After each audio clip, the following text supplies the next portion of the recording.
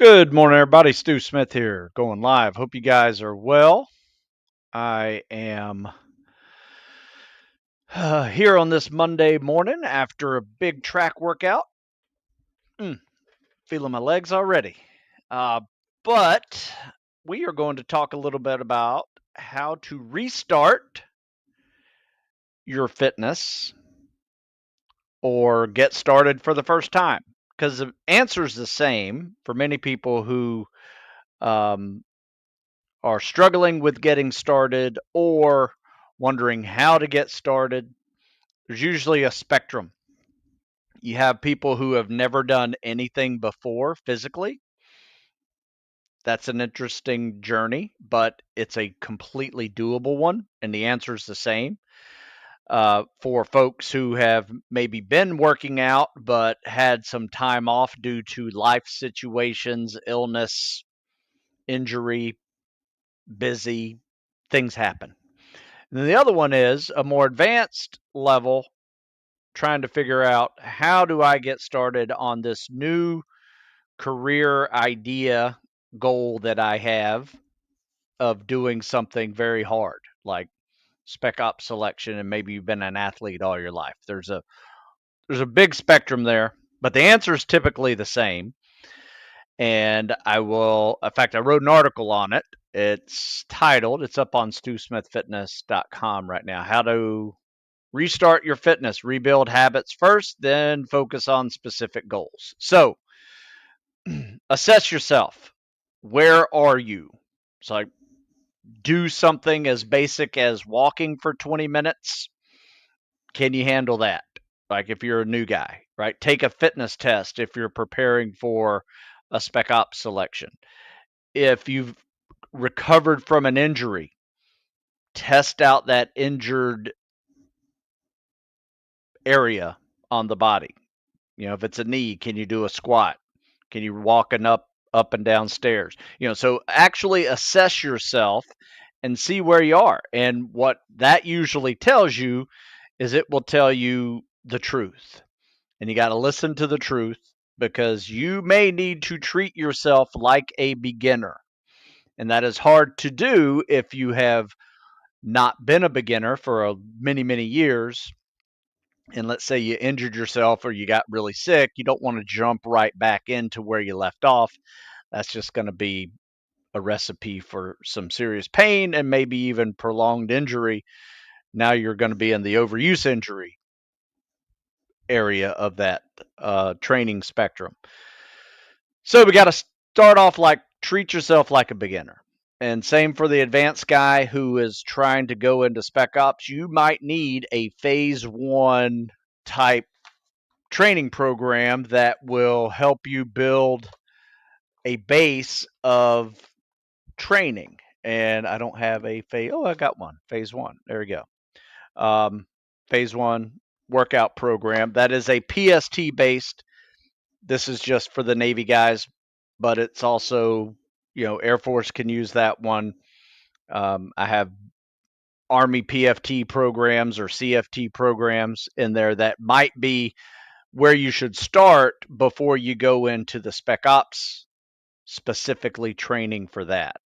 And usually that is answered by how did you assess yourself properly um, with that fitness test or working through those aches and pains. So after you've done that, it's time to rebuild the habit or build the habit for the first time.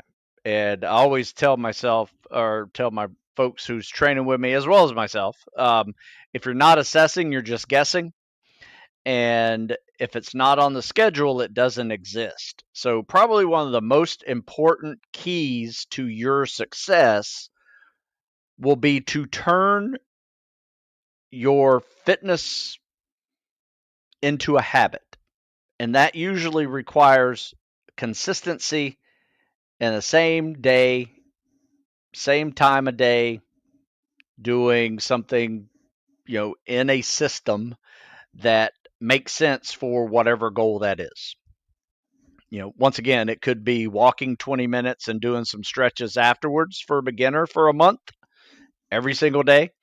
It could be, starting on a PST prep program and figuring out the time where you're going to fit 6 workouts into your week, because I think these are 6.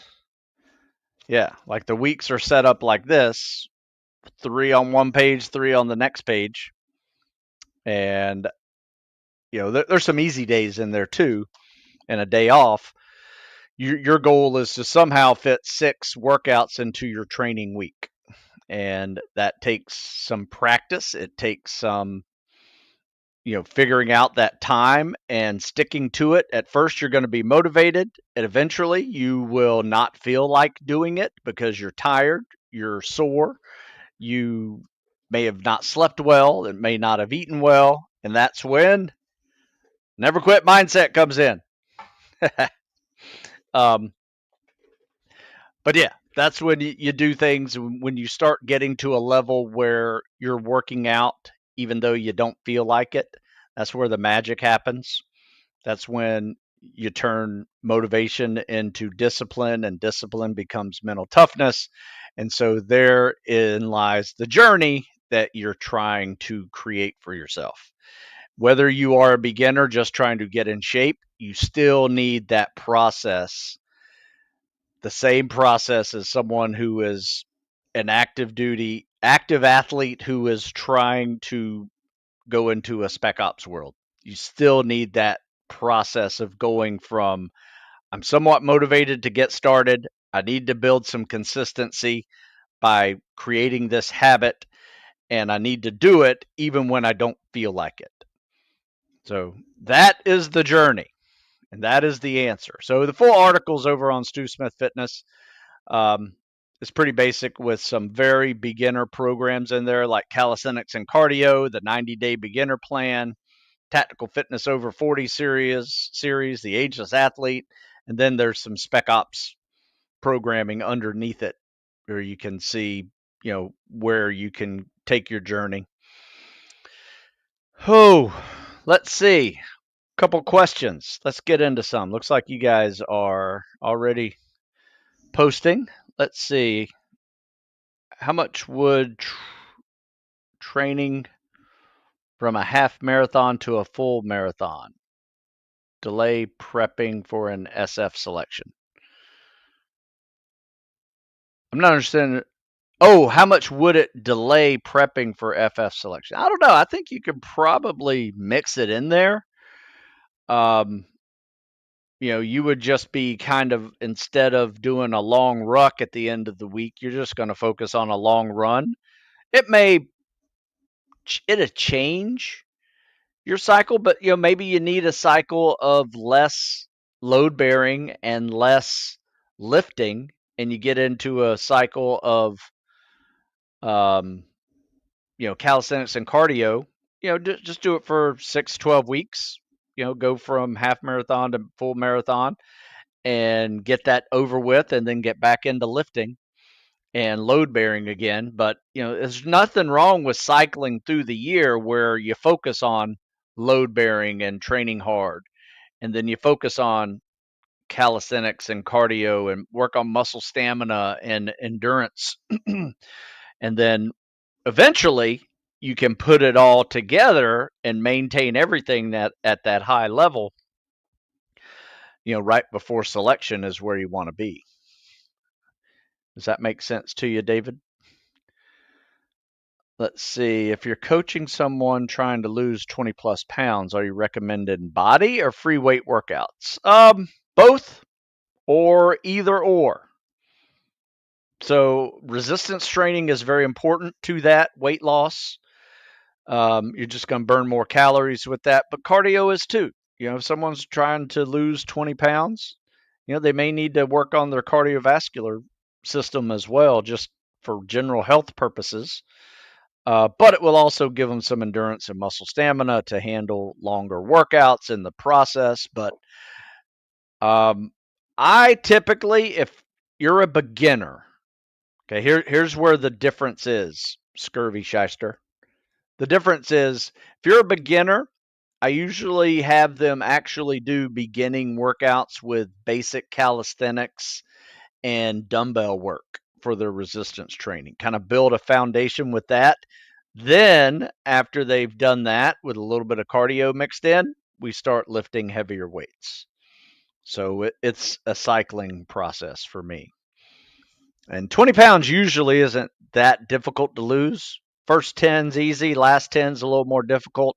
So you might lose the first 10 with the calisthenics and cardio, and the last 10 you could move it around and add some more resistance training in there and probably see the results depending on your food intake. Let's see. Harry says, trying to understand your program for the week and new to it all, but with minimal rest. It's like it taking 2 hours. Is that normal? Seems like it's a lot. Is there a way I can split into 2 sessions? Yeah, split it into 2 sessions. I mean, I just got through doing a hour and 45-minute workout. That's what it was. I mean, that's how we do it. There's no 30-minute workout that's going to prepare you for a day of spec ops training. So if you need to split the workout into a separate session, absolutely. In fact, that's what we do. We work out for an hour and a half to 2 hours in the morning, and then in the afternoon we swim another hour. And sometimes we'll run a little bit more just before the swim just to get used to the heat because we swim at like 3 in the afternoon. So run 2:30 to 3 just to get hot, and then allows us to cool down in the pool just to get acclimated to the heat and humidity that is coming this summer. Do the same thing in the winter. Just get used to the cold. Um, so yeah, it takes time to do these workouts and do what you can. If you don't have that type of schedule in your day, break it up into two. Absolutely. If you if you do have that kind of time, or if you don't have that kind of time, just do what you can in that day and move on. Let's see what we have here. Adam says, I had a lawnmower accident. Almost lost an eye. Damn. Yeah, that's scary. Yeah, I've been wearing eye protection mowing the grass for years now because I got hit in the face once with I don't know, a piece of metal slung up from the lawnmower. And yeah, that's real. Hope you feel better soon. Hey, Stu, what's a good speed to be using when doing Tabata intervals? Well, that's a good question. It depends on what you're doing it on. Like when you're running, we typically run fast, I mean uncomfortably fast for 20 seconds, and then 10 seconds. I mean, it takes a few seconds to even slow down, and then try to walk, catch your breath, run 20 seconds again. And you don't have enough time to catch your breath. You're going to get super winded. On a bike, elliptical, rowing machine, same thing, uncomfortably fast. And see if you can handle it for 5 minutes. See if you can handle it for 7 minutes. Most of those things you're going to find that you're not going to be able to go as fast as you started out with, so you may have to slow it down a little bit just to finish the workout. So, but that's where the magic happens. That's some VO2 max improvement right there. How to get rid of back spasms in the lower back. Been dealing with them for 2 years and keep me from squatting and other spine loaded movements. I don't want to just come up with a nice, easy answer for you, just because it may be more complex than what I'm about to say. But we do a variety of things with our lifts. So we're doing RDLs, we do squats, we do fireman carries. There's a lot of load bearing that we do, rucking, things like that. That does put strain on the back. Now we're trying to build our back, so that's okay. We progress kind of logically with that. So something I like to do, plank poses. I like to do hanging knee ups in between these exercises that will decompress the spine a little bit and allows you to work the hips and lower abs and some of that development. So every time you bring your knees up, you're stretching your lower back, but you're flexing the front side of your core. I like those. I like farmer walks, one-handed farmer walks. That's going to force you to really uh, compensate for that extra weight over here. So you're not walking like this. You walk straight with that. So that's another core activity I like to do. But I also like to sit on my stomach, lay on my stomach, and do little flutter kicks like I'm doing freestyle. In fact, you can Google the term swimmers. In fact, I'll find them. It's a YouTube uh, swimmers exercise. Stu Smith. It's part of my PT Reset program. You can Google that term as well. In fact, I'll put it right here.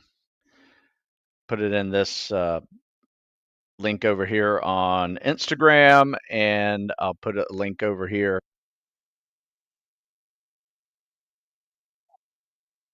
That got loud. Let me see if I can find that video again.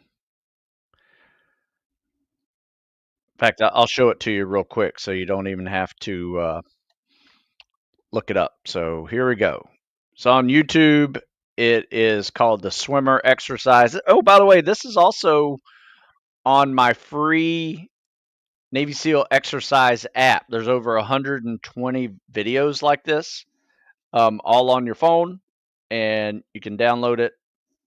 I know it's on Apple. It may need to be updated for the Google Play, but you can get this on an app. 120 videos on there, everything from drown proofing to little exercises like this. But anyway, you guys see this? So the swimmers look like this. They're just head up, and what I'm doing here, what this does, this flexes everything from my hamstrings, my butt, my lower back, and if you get your hands off the ground, it's going to flex your upper back. If your back hurts, you can just drop your hands to the floor and just focus on your back and your lower back and your butt, hamstrings. But it's a really good way to just isometrically flex all of that and give it a little bit of motion to it. I found that to be very useful, especially when I have a spasm. So I lay down, I get into that swimmer position and flutter kick, and that spasm gets tired, it goes away, and then next time it spasms, I do it again. But that is assuming you don't have some serious injury in there that's causing that. Is it a pinched nerve, compressed disc? What is it that's causing that, or is it just muscle soreness? So sometimes you lift too much, your back's sore, and you got these spasms that take your breath away. Lay on your belly, do these little flutter kicks, and that has helped me tremendously with getting over that spasm. So sorry for the long answer, but that was a difficult question to just answer vaguely. Harry says, any book recommendation on water confidence or articles you wrote? Might be able to get LASIK in the next few months. Yeah, actually, this one, Navy SEAL, Phase 2, 3, this one, Air Force Special Warfare, tons of water confidence workouts in those. In fact, every day there's something in there from drown proofing to treading and underovers and all that as part of the workout day. So if you have those books, then just follow the swim workouts. I have put a couple of them in articles. In fact, if you read this article here, it is called. Sorry, I didn't put that video in the comments section. So anyway, I'll put this one over here in Instagram since you did it on Instagram. And I put it over here on YouTube and Facebook too. But it's called Workouts and Techniques That Help You with Drown Proofing Safely. You basically simulate the drown proof process. Let's see here. Logan says, when doing track workouts with 400s and 800s, is it okay to back off from a 6 minute pace and do a 7 minute pace for a couple reps? Absolutely. I think you need to learn what both paces feel like. So, if you're not quite at a 6 minute mile pace, let's say you're trying to get your mile and a half to 9 minutes and you're at 9:45. A good goal pace for you is to try to hit those 400s at a minute 30, which is a 6 minute mile pace, or a 3 minute 800, which is a 6 minute mile pace. Learn what that 6 minute mile pace feels like. That is a bit of conditioning and it's a bit of technique. Now, if you're shifting back a gear, because 7 minute mile is actually a little slower pace, but it's not a bad thing to know what it feels like, know what your lungs and your arm swings and everything, the leg cadence, all of that feels like hitting that 7 minute mile. And these 400s and 800s are great practice for that as well. So on a day when you're just not feeling it, or a day you just maybe towards the later half of the workout where you're just starting to get a little, you're starting to bonk, like today, we were that was a tough one today, man. I think we hit like 6.5, almost 7 miles by the time we finished running to the track, running bleachers, doing hundreds, doing 400s and 800s, and then running back to the cars. I think we hit 6.5, 7 miles on that one, and that was a lot. That was a lot to get into your hour and a half of morning training. But yes, absolutely, shift back if you need to. You can do it for a whole day of 7 minute miles if you need it. Um, especially like, let's say you're run down, you're just feeling tired, but you don't want to skip a workout. Shift it back a notch and hit those 7 minute mile paces. There's nothing wrong with that. You may even turn a 7 minute mile into a closer to a zone 2 by doing it. So now on an easy day, or even on a tired day, an easy pace for you is a 7 minute mile. I have to dig a little deeper for that 6 minute mile. That's okay, as long as you know it. It's a 9 minute test, so you can suck it up for 9 minutes, um, and move on to the next one. Circling back, he says, to the lower back injury. Could weak hamstrings and core be playing into the pain? Any movements to fix? Yeah, I think we just went over all that. Um, with the planking, the farmer walks, the hanging knee ups. What else? Swimmers. I think all of those can help you with that. Yeah, physical therapy for 2 years and it hasn't really helped. That sucks. Then I don't know, man. There may be something wrong. I mean, I can't easily answer that for you and just say do some swimmers and it'll go away. If you've been doing physical therapy for 2 years, I don't know.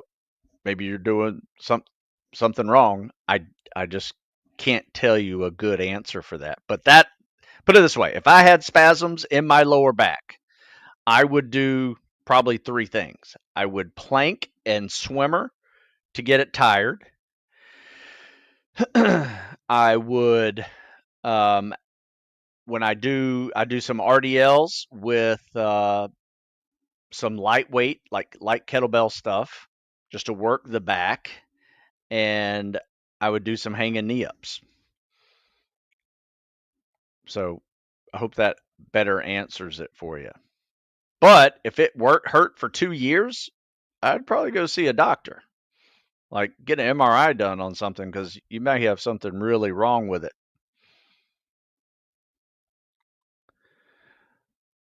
Let's see, just answered that one. The Ryobi massage method is great for back or shoulders. Yeah, I love the Ryobi car buffer for massaging. That could be a good one too. Yeah, reverse scissor kicks, I guess you would call it. Let's see. Other questions. Best muscles to work for rucking long distance. All of them.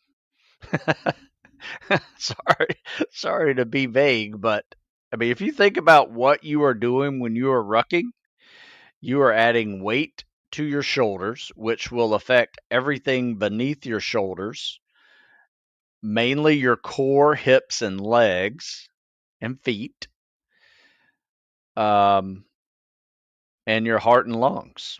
So, all of them is my answer. Are there best muscles to hit? Yeah, I think you can't get away with not working your legs and the core system. And when I say core, I don't mean just doing some crunches and working your abs. I mean literally working the entire system that defines your core.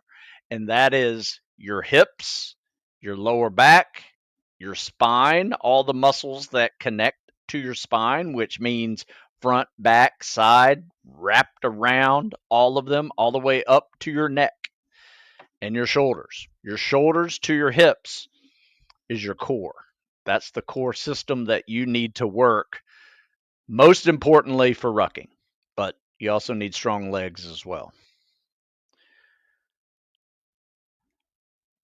What is the intensity like in Fitness Over 50 book? I think it would be good for Father's Day, but he's just now getting back into the gym. Well, the ageless athlete, right here, baby. Well, I will tell you this: it has a beginner plan. Um, and by the way, the Fitness Over 50 program has 2 mobility days built into the week, and it's awesome.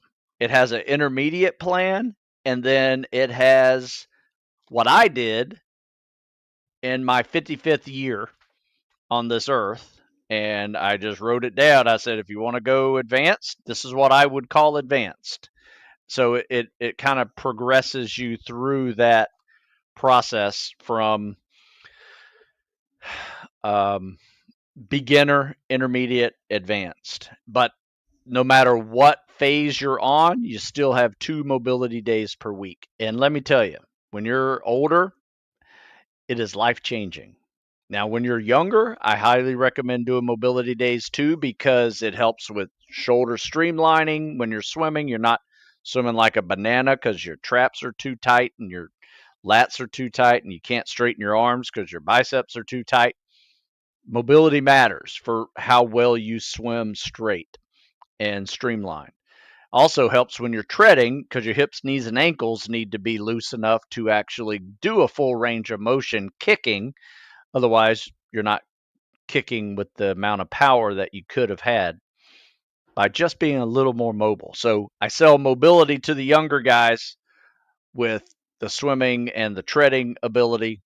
To us older guys, highly recommend it because mobility days are life changing. They will one day, I promise you, really soon, if you've never done one, they will be your favorite workout of the week very soon because there's not many workouts where you leave and you're walking back out to your car or whatever, you're leaving for the day from the gym and you feel no pain and you feel like your heart and lungs are worked out because you just did 5 minutes of cardio for 5 sets, but you also feel like every joint in your body has been stretched because you've worked through those 5 minute stretching, foam rolling, massage tooling sessions, each set, and it is something special. I'm telling you, is my. I look back now because I created it 11 years ago, and it has changed everything with how I feel, and still able to run track workouts with 20-year-olds today. I didn't wasn't as fast as they were, but I pretty much did what I could do, and didn't feel ashamed missing a few hundreds because I was catching my breath and stretching my hammies. But nah, it's uh, it's very helpful for being able to stay at a high level. So, how would a rucking progression be as far as weight? I'm starting at 25 pounds. I'm wondering how much weight I should increase each week. Yeah, that's a great question. I think I've written about it a couple of times, but I would do it the same way you would run. So every week, add 10 to 15%. So if you're not capable of doing that because of your system of loads and what way you're carrying it, my advice would be every 2 weeks, add 5 pounds. Um, but if it's not a universal answer, 10 pounds is not overdoing it either, depending on your athletic history. If you have some strength foundation, you could probably even jump to 50 and start at 50 if you're a strong person and has been squatting and deadlifting for years. So, kind of depends on your athletic history to where you start. But I think a a 10 to 15% of your body weight is a great place to start. So if you're a 200-pound guy, 20 to 25-pound ruck is a good place to start, right? 10 to 15%. And then from there, build up to 25% of your body weight, and you can do it at, 5% intervals every week if you want. So, and that's fairly conservative too. I mean, I've seen people jump right into 50 pounders and never look back, but I've also seen people jump into 50 pounders and say they wish they hadn't have done that. So, it kind of depends on the person. Any tips or warm-ups for pull-ups when my elbows feel shot after a couple of sets of standard grip? I can do more chin-ups and neutral grip, but regular grip is what needs the most work. Good question. It may be how you're gripping it. Um, you know, how do you grip? Do you grip like this? Do you grip like this? Do you do like the false grip? I mean, that's cool too. Do you hang from your pull-up bar, from the tips of your fingers? That's an option. I have found if your grip is giving away, right? I don't know if it's your elbows, if your forearms are getting swollen, your grip's giving up, and it's hurt your elbows. That, I mean, they're all connected. So I've seen that happen. Another thing too is wear one of those little bands that goes right across your forearm if you feel like some elbow tendonitis type stuff catching up to you. But what I do is I mix it up. I typically will change my grip from like I'm doing a motorcycle bike, try to get my knuckles on the top of the bar like this. I'll go grip it like this with my thumbs on this side. That seems to save my forearms a little bit. And then I'll do some hangs and just work my grippers of this part. I don't know, but definitely change grip. Put it this way: I hurt my forearm doing a hang clean recently. Well, a couple years ago, and it took me about 6 months before I could do a regular chin up or pull up. So I just did reverse grip or prone grip for those 6 months and still able to do all my reps that I normally do. So my advice is just play with it and massage it. Make sure you're getting in some compression in there and some massaging, especially if it's a tendonitis that is causing you that kind of pain. Have you ever heard of any Navy SEALs that never trained before and made it through training? Very few. But usually here's how it works if that's the case. They have done something else in their athletic history that just made them durable enough to handle it. Because it has nothing to do with how you have to do two things. You got to pass the standard, and then you got to be durable enough to handle what is 6 months of buds, which is it's a grind. So something in that person's history enabled him to do that, which usually means They've worked all their lives in manual labor jobs, so they know what getting up at 4 in the morning and feeding chickens and baling hay and milking cows in the cold all feel like. Just all that makes you tougher. They've done construction work, they've done landscaping, whatever. They've been carrying around stuff in the heat of the day, all day on their feet. They get tough doing that. So it that's a good grind. If you have that kind of background, you don't necessarily need to train that much to get through SEAL training, other than some specifics of treading and swimming and some technique stuff that you need to learn. But if you have that background, you have some athletic history, maybe you're a runner, maybe you're a wrestler, just need to learn how to swim. Maybe you grew up swimming in your backyard all the time, so that wasn't an issue. So there are people who don't need to practice some of that stuff. And I've seen it. It's rare. It's very rare, but it's possible. It's a great question because, it kind of answers something that I think is a intangible quality of people who make it through spec ops selections, is that there's a level of toughness that has to be developed at some time.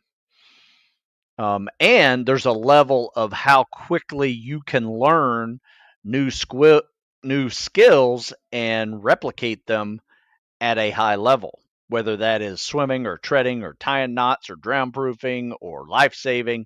All these things are force fed to you with a fire hose, and how well you can consume it and replicate it, repeat it, and pass is an ability that is also another intangible. You know, you have to have that kind of spatial intelligence. So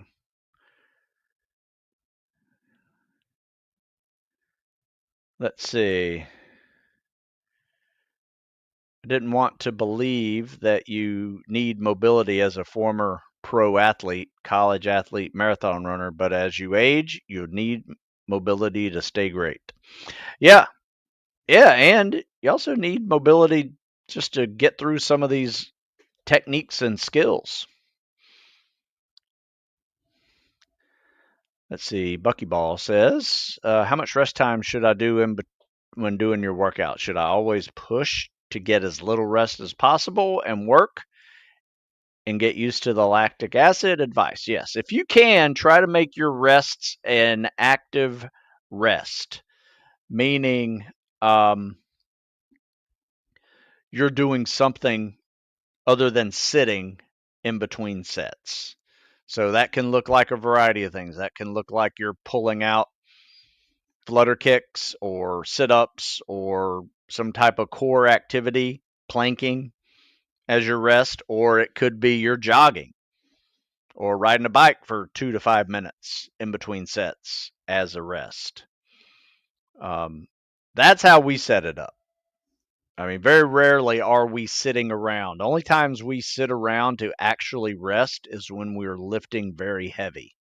So if you're lifting very heavy, rest. If you're not lifting very heavy, it's a conditioning workout, and you need to get in condition to be able to handle that volume and recover quickly.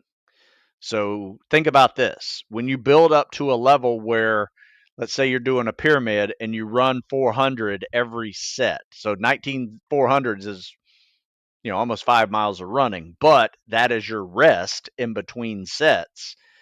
And if you can do that, you have developed a level of recover ability and conditioning that is going to put you in good stead with a long day of training when you do something really hard and then you get a little bit of time in between and you recover from it and you get to do it again. And that's really what you're trying to do. You're trying to speed up your ability to recover by actually practicing recovering less. That's a bad one, sir. Tennis elbow or golfer's elbow. Yep, I would agree. UCL, MCL strains, they hurt. they hurt bad. And whether it's your elbow or it affects your grip, it's usually one or the other. And they're all tied into these forearm muscles, because these forearm muscles right here, if you wiggle your hand like this and put your hand on your forearm, all those muscles that you feel right there, those are controlling your fingers. So you hurt this, you're going to mess up your grip for a little while. And they connect up in here to your elbow. And when that gets inflamed, now everything's jacked up. Your grip and your elbow hurts. So yeah,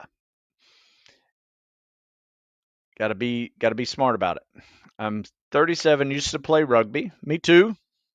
Both shoulders reconstructed, a hip operation, now 8 weeks post spinal. Ouch. Whew. And getting after it with my dumbbells. You're a terrific coach. Oh, well, thank you, Mike. Man, rugby. I played rugby for a while too, but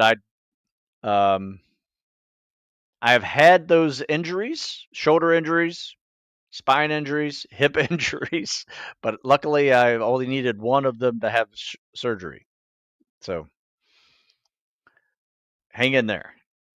The beauty of surgeries these days is that they're so advanced that they're actually pretty darn good. I mean, you got to suck up several months of recovery from them, but it's usually better than it was before the injury, especially if it's a shoulder dislocation type stuff where it used to be a death sentence, so to speak.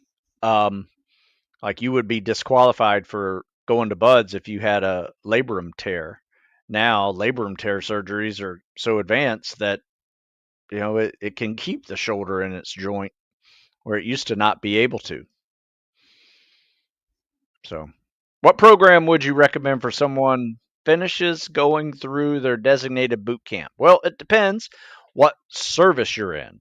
So, Army, Navy, Air Force, Marine, Coast Guard, they're all going to be a little bit different. But if it's a general program, I would consider something in this world. If you want to stay advanced and just be good at everything, a seasonal tactical fitness periodization cycle takes a whole year to go through. And when you do, you've addressed weaknesses, you've taken strengths and got them better. There's a whole bunch of things that go into creating the tactical athlete. And for me, that system has been working very well for the last 26 years. I've been coaching it and doing it myself. So Buckyball says, okay, like 60 seconds or 120 seconds of some kind of resting exercise. How long should I rest for? Yeah, that's it. I mean, we usually run 400 yards in 2 minutes. So that's an 8-minute mile pace for 2 minutes. That's a typical rest. Or you can do flutter kicks for a minute. The thing is just kind of catch your breath and rest that muscle group that you're working.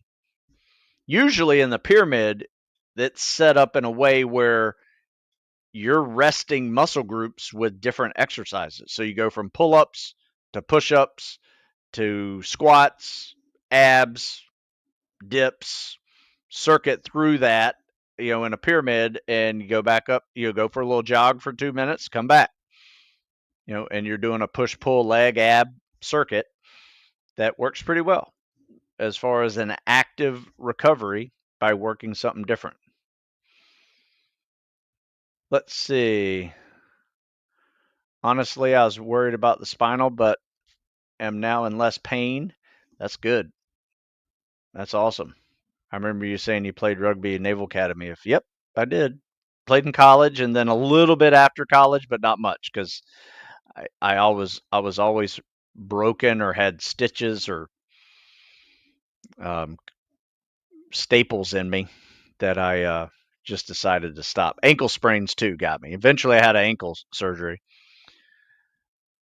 Is there a program that you have that I go through while I wait and unsure if I can join Spec Ops in the next 1 to 2 years? Should I do your special warfare book and keep repeating it? I mean, it's up to you. I would probably do that Air Force Special Warfare book once. Air Force Special Warfare book at least once, and then get into, if you got 1 to 2 years, get into a system that actually addresses everything in a fitness budget. So what I want you to do is Google the term seasonal tactical fitness periodization. In fact, I'll put a link in here. If you haven't heard about it and you're new here, I talk about it just about every week because it is the system I'm doing now, and I've been doing now for 26 years, and it has been life changing. It's not the same workouts every 26 years because those keep evolving, but the system can be used with any workout plan. It's up to you how you want to use the system. You can either use mine, or if you got a favorite strength workout you want to do during your strength cycle, do it. You just got to warm up with some calisthenics and cool down with a little bit of cardio so you can maintain that secondary goal. You always have a primary goal and a secondary goal no matter what cycle you're in. You're focusing on what you're trying to improve in your primary goal, but you're trying to maintain things in the secondary goals. So while you're trying to get faster at timed runs and higher repetitions, you have a secondary goal of maintaining your strength. And it's all set up in a system for you to do that. Any advice for people that naturally sink while swimming? Been practicing CSS for a month and currently sitting at 12 minutes. There's a couple things that you can do. You may need to learn how to kick properly. So usually for people who sink, their feet are weighing them down and they swim like this. So now they're kind of dragging through the water. So my advice is practice that scissor kick or breaststroke kick, whichever one you're doing. Read the article called Fix Your Kick.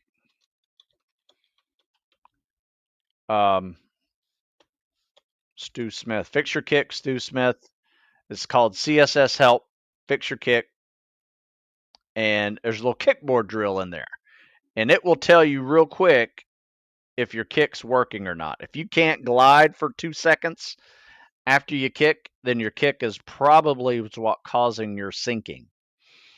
Yeah, it could be lean body issues, but if you look at every competitive swimmer out there, they're not chubby people. So for everybody who thinks I have too lean of a body to be a good swimmer and I sink too much, just look at Michael Phelps. That dude is ripped. So yeah, could be your kick, could be your propulsions, could be your arm pulls.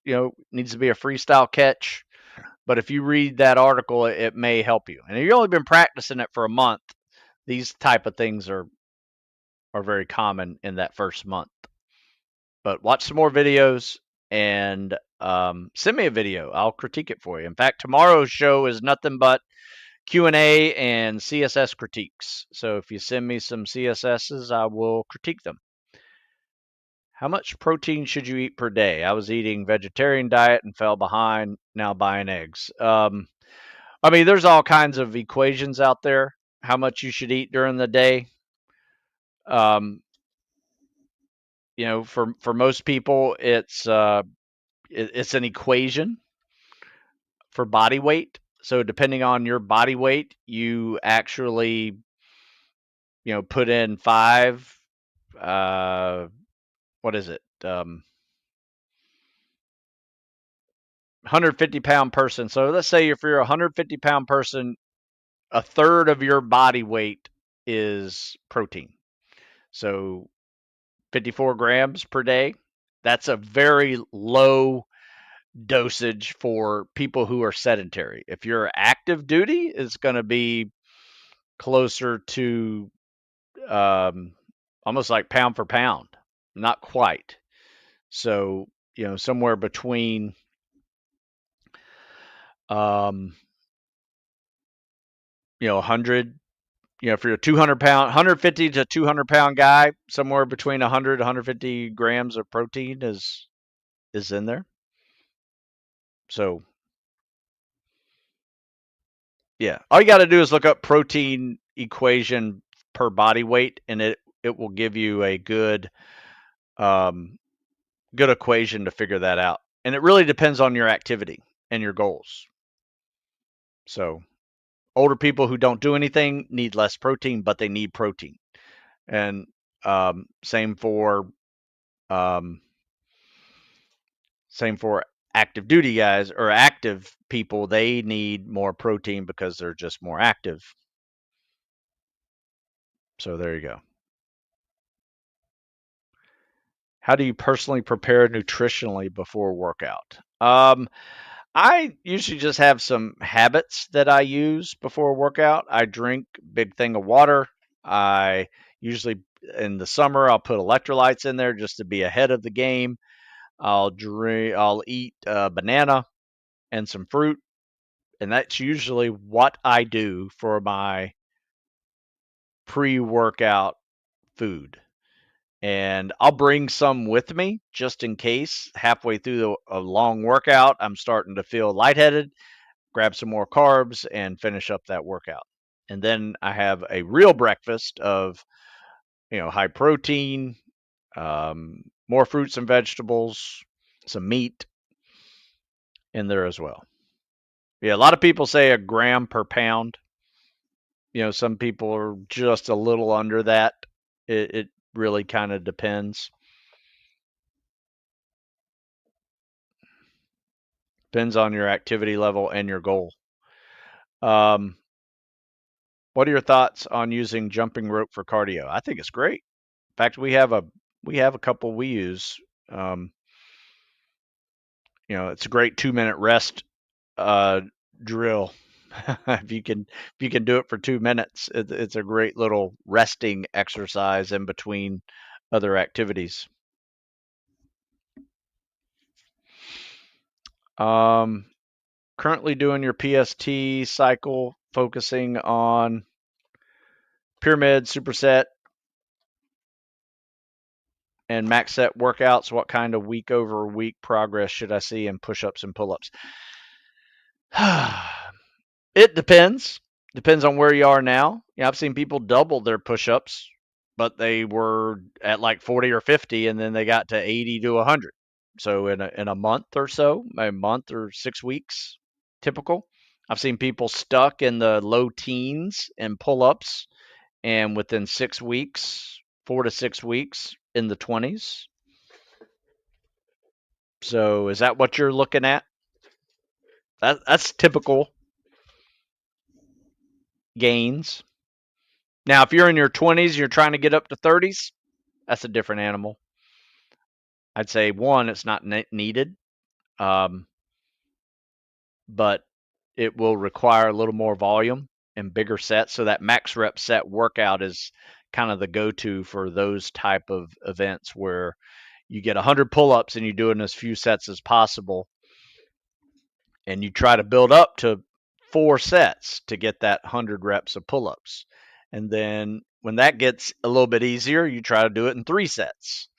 And that's when you're starting to see the magic. And even though you can't do 30 pull-ups, let's say you can do 24. Okay, you somehow try to get 6 more by assisted or negatives or changing grips real quick to reverse grip, and you squeeze in those extra reps to really burn it out. And that's how we do it. But if the volume's getting too much for you, just add weight, to all of those workouts. And eventually you do that for a couple of weeks, 10, 15-pound weight vest, maybe a 20-pound weight vest can add some strength onto you and some muscle stamina as well. And it makes regular pull-ups a little bit easier.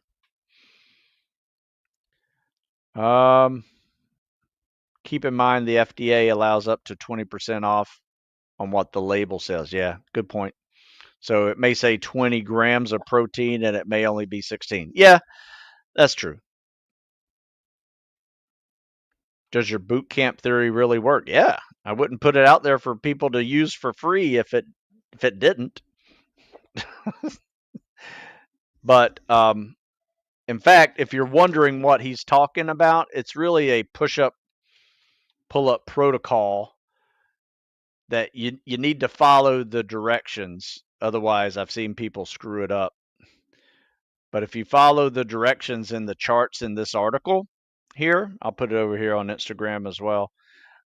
You can definitely test it out, see if it works for you. I will say this, if you're already at 80, no, it's not going to work for you. 80 push-ups or you're at 15 push-ups or pull-ups, I wouldn't do it. If you're in the 40s or 50s on push-ups and 10 on pull-ups, yes, it will work for you. I've seen people double their push-ups and pull-ups at that level in 2 weeks by doing that workout. Somebody says, how does the military lose weight? Just like everybody else.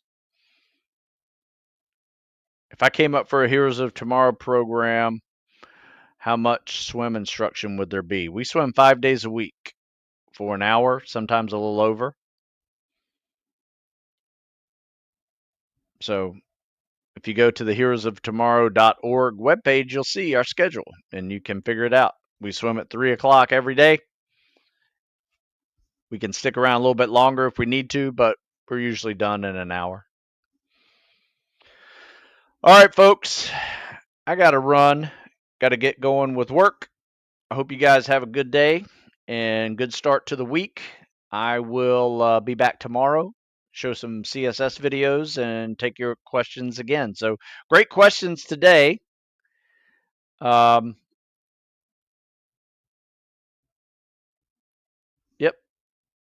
We'll go check out stewsmithfitness.com. Save 15% with live15 coupon code. Check out this book. Also create a 5-hour course around this one recently. If you want to learn how to never quit, some good guidance in there. So I will chat with you guys tomorrow. You guys have a good one. I'm out.